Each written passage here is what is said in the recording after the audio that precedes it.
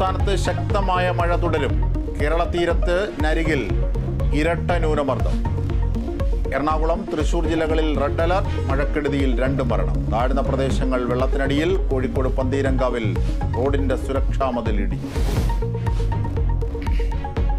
വർക്കല കടയിൽ ചാടിയ +1 വിദ്യാർത്ഥിനി മരിച്ചു. മരിച്ചത് ചെമ്പകത്തിൻമൂട് സ്വദേശി ശ്രേയ.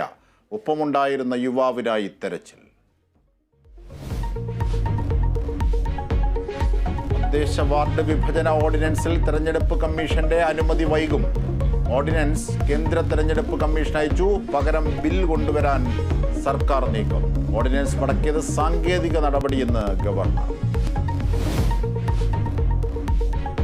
പാലക്കാട് കമ്പിവേലിയിൽ കുടുങ്ങി ചത്ത പുലിയുടെ പോസ്റ്റ്മോർട്ടം റിപ്പോർട്ട് പുറത്ത്. മരണകാരണം ഹൃദയാഘാതവും ആന്തരിക രക്തസ്രാവവും. കൊല്ലങ്കോട് കമ്പിവേലിയിൽ കുടുങ്ങിയ പുലി ചത്തത് ഇന്നലെ.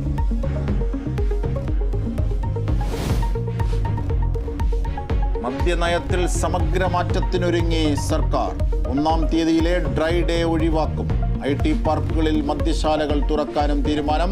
സർക്കാർ നിർദ്ദേശങ്ങൾക്ക് നിയമസഭാ സമിതിയുടെ അംഗീകാരം. പ്രതിഷേധവുമായി പ്രതിപക്ഷവും.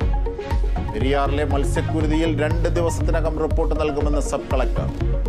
വകുപ്പുകൾ തമ്മിൽ ആശയവിനിമയത്തിൽ വീഴ്ച ഉണ്ടായോ എന്നും പരിശോധിക്കും. മത്സ്യക്കുരുതിയിൽ നിയമ നടപടിക്കൊരുങ്ങി കർഷകർ.